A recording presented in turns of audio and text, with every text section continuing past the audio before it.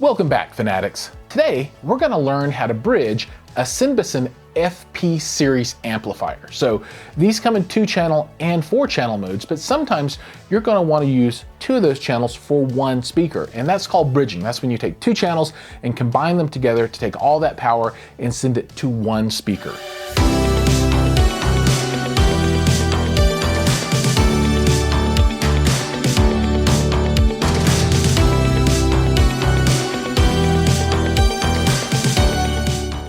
To place an FP Series amplifier into bridged mode, there are a few hoops that you need to jump through.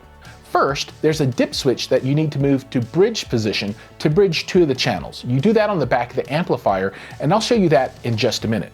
The more challenging piece is that you need to configure your Speakon cable, and the Speakon cable is the power cable that comes out of the back of the amplifier and runs to your speaker in a specific way. Now, for most home-based amplifiers, home theater, 2-channel, that kind of stuff, you don't have Speakon cables for power. You have traditional speaker cables, so those might have banana plugs or similar as connectors. Well, a Speakon cable looks like this, right? So it's a lot different. Now, inside of this kind of cable, there are either 2 or 4 leads of copper. The ones that I use just have 2 leads because that's really all I need. But for stage presentation and those kinds of things, it's nice to have more copper inside of 1 wire. Now, when you bridge a pro-style amplifier, specifically in the case of the Sinbosen, on the inside of this, typically for the speaker on the A side or the first speaker, however you want to think about it, there are 4 connectors inside of this for the actual copper leads. There's a +1 and a -1 and a +2 and a +1. That first channel rides on +1 and -1, and that equates to the polarity of the power as well. And then for the second speaker, that would run on +2 and -2.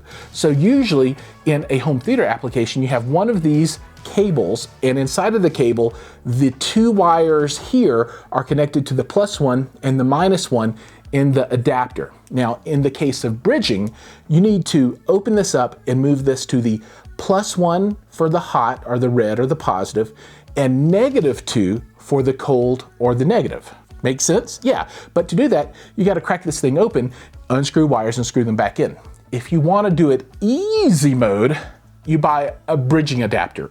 And what this does is on the amplifier side of this cable, it's got the +1 and the -2 cabled to the amp side of this cable of +1 and -1. So you don't have to deal with cables and take ends off and screw things around. You just take this, plug it into the Speakon that's on the bridge side, and then take your normal cable and plug in here. In the event that you actually do want to modify your cable, I've got some footage that was actually released by Sinbosen themselves showing what I discussed just a minute ago. So you're going to open this up and then move the -1 wire to the -2 position. So you can see with the graphic how there are 4 different screw connectors inside of the end of this wire, and basically you just move that -1 to the -2. Now that you understand how you have to deal with your cabling, whether you alter the end of your cable or you buy a bridging cable, we need to pull the amp out, get to the rear of that so we can go ahead and set the dip switches and install the cables. So let's go ahead and get this pulled out, and I'll show you how to do those 2 things. So I've got the rack pulled out, and it's always a beast to pull this thing out. And we're looking at the back of the FP10000Q. And this is a 4-channel amp, so as you can see, there are dip switches for all of the channels to set voltage limiters, bridging, etc., etc. For us, in this application, we need to look at that 5th dip switch over, which is bridging channel A and B. Now, if you wanted to bridge channel C and D, that would be the 4th one over. But for us, we just need to deal with the 5th one. Let's see if we can flip this up.